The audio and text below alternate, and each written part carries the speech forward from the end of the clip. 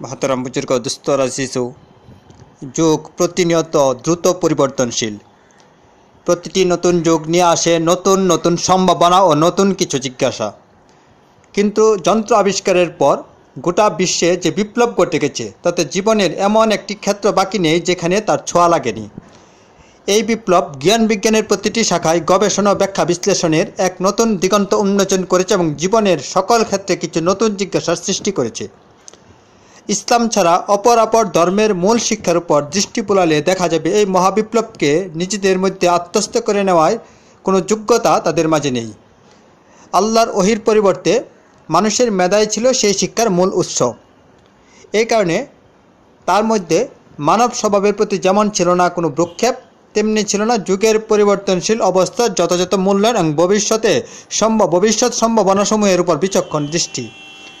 এর অনিবার্য ফলস্বরূপ ওইসব ধর্মের অধিকাংশ মৌলিক শিক্ষা আজ যন্ত্রের ভারের নিচে চাপা পড়ে আপন অস্তিত্ব হারিয়ে ফেলেছে। সেসব ধর্মের অনুসারীদের সামনে এখন দুটি মাত্র পথ অবশিষ্ট আছে। যদি তারা যুগের সাথে সমান কদমে চলতে চায় তাহলে তাদের ধর্মকে বিসর্জন দিতে হবে। আর যদি ধর্ম তাদের কাছে বেশি প্রিয় হয় তাহলে জ্ঞান ও প্রযুক্তির সকল আলোক রশ্মি থেকে মুখ ফিরিয়ে নিতে হবে এবং একথা অবশ্যই মেনে নিতে হবে যে তারা বিংশ শতাব্দীর মানুষ নয়। তবে বিচক্ষণ শ্রেণীর কিছু লোক একটি মধ্যম পন্থা আবিষ্কারের চেষ্টা করেছেন। তারা প্রাণপণ কোশিশ করে ধর্মকে অপারেশন করার চেষ্টা করেছেন এবং কেটে ছিঁড়ে তাকে যুগোপযোগী করার চেষ্টা করেছেন।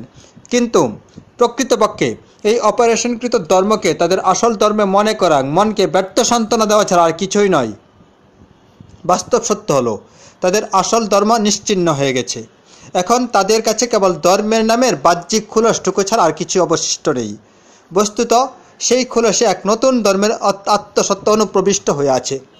কিন্তু ইসলাম তার সম্পূর্ণ বিপরীত। এই বিশ্ব চরাচরে ইসলামই একমাত্র ধর্ম যার শিক্ষা সদা সঞ্জীব।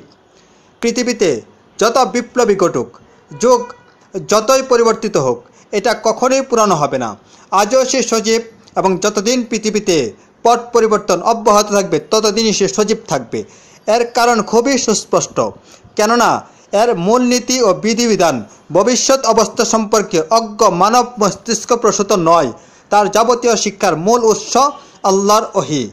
যে সত্তা সেগুলোকে মানুষের জন্য জীবন বিধান হিসেবে মনোনীত করেছেন তিনিই মানুষ ও সমগ্র সৃষ্টিকুলের স্রষ্টা। মানব প্রকৃতি সম্পর্কে তার পরিপূর্ণ জ্ঞান রয়েছে এবং মানুষের প্রয়োজন সম্পর্কেও তিনি ভালো জানেন। পরিবর্তনশীল অবস্থা সম্পর্কে তিনি সম্পূর্ণ জ্ঞাত এবং ভবিষ্যতে কখন কী হবে তাও তার নখদর্পণে। ইসলামের যে বিধান তিনি আল কুরআনুল কারিমে বর্ণনা করেছেন এবং তার সর্বশেষ নবী মুহাম্মদুর রাসূলুল্লাহ সাল্লাল্লাহু আলাইহি সাল্লাম যা শিক্ষা প্রদান করেছেন সেগুলো কিয়ামত পর্যন্ত সৃষ্ট যাবতীয় বিষয়ের উপর পরিব্যাপ্ত। এটা তার পবিত্র কালামের অলৌকিকত্ব। পৃথিবীতে হাজার হাজার পরিবর্তন ঘটলেও এই শিক্ষাকে পরিবর্তনের প্রয়োজনতা কখনোই আসতে পারে না। ইসলামী মূলনীতি ও বিধিবিধান প্রত্যেক যুগের মানুষের পথ প্রদর্শনের জন্য সম্পূর্ণরূপে যথেষ্ট। কিন্তু পরিতাপের বিষয়, আজ মুসলিম বিশ্বের প্রগতিবাদী নামদারি একটি শ্রেণী এই সত্যকে উপলব্ধি করতে ব্যর্থ হয়েছেন। এ কারণে তারা অন্য ধর্মের দেখা দেখে ইসলামকেও কাটছাঁট শুরু করে দিয়েছেন।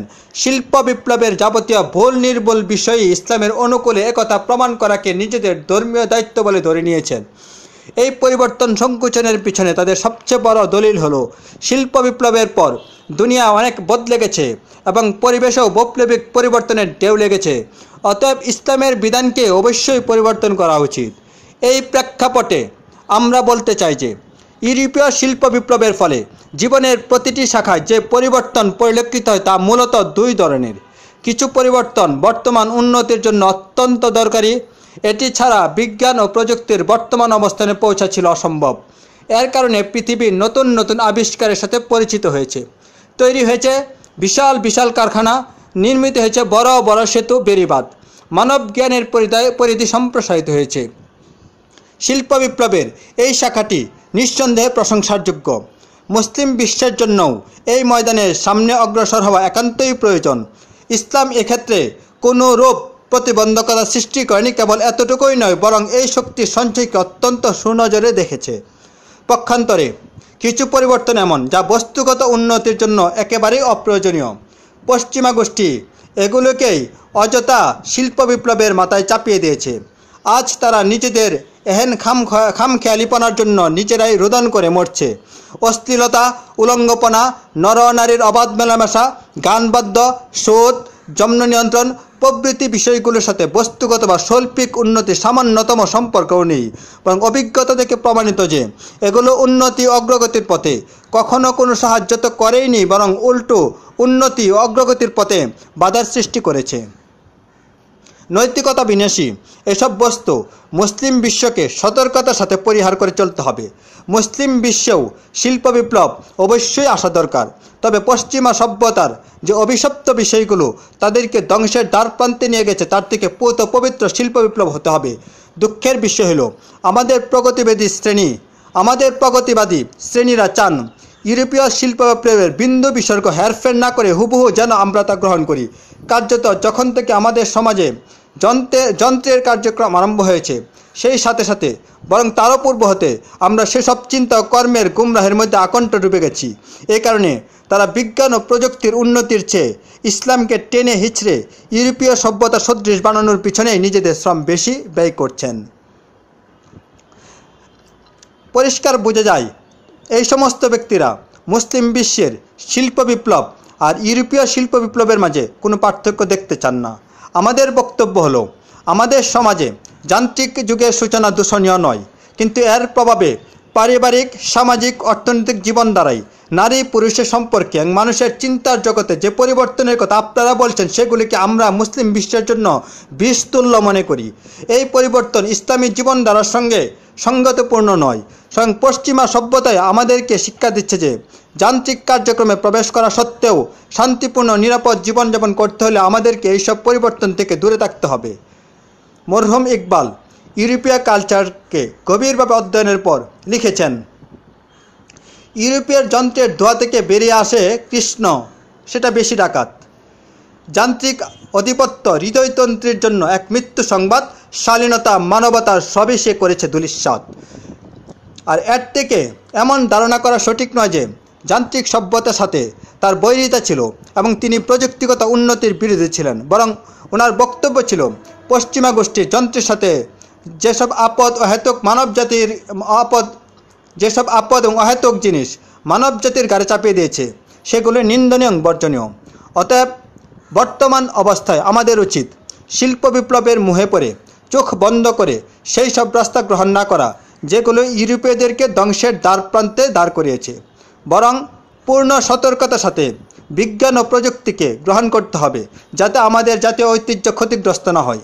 শিল্প বিপ্লব নতুন যে বিষয় উপস্থাপন করবে, ইসলামে তার এমন সমাধান বিদ্যমান আছে যা ইউরোপীয় ভ্রষ্টতা থেকে পুত এবং পবিত্র। ইসলাম আহকামে ইস্তিমবাদ যে মূলনীতি নির্ধারণ করেছেন, উলামায়ে কিরামকে তার আলোকে এর সমাধান খুঁজে বের করতে হবে। পক্ষান্তরে ইসলামকে কেটে চেটে যদি পশ্চিমা সভ্যতার আদলে ফিট করার জন্য ইসলামকেই পরিবর্তন করা ফেলা হয় এবং যেন তেনভাবে সেটাকে সমকালীন চাহিদার অনুকূল করার চেষ্টা করা হয়, তাহলে আপনারাই বলুন এর মাঝে ইসলামের কী কৃতিত্ব? এভাবে ব্যঙ্গে মেরামত করে ধর্মকে যুগ চাহিদা মোতাবেক ফিট করা যেতে পারে এবং অনেক ধর্মের বুদ্ধিজীবীরা করেছেনও।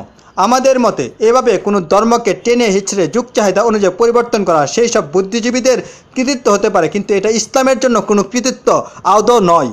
আমরা মনে করি ইসলামকে অন্য ধর্মের সাথে তুলনা করে তার সাথে এরূপ ব্যবহার করা মোটেও ঠিক নয়। এই ধরনের সকল প্রচেষ্টাই দিনকে বিকৃত করার প্রচেষ্টা এবং তা নিন্দনীয়। তবে ইসলামের অনেক আহকাম ও মাসআলার ক্ষেত্রে কিছুটা শিথিলতা রয়েছে। যুগ ও অবস্থার পরিবর্তনের প্রেক্ষাপটে এগুলো পরিবর্তিত হয়, কিন্তু এই পরিবর্তনে একটি নির্দিষ্ট মূলনীতি আছে।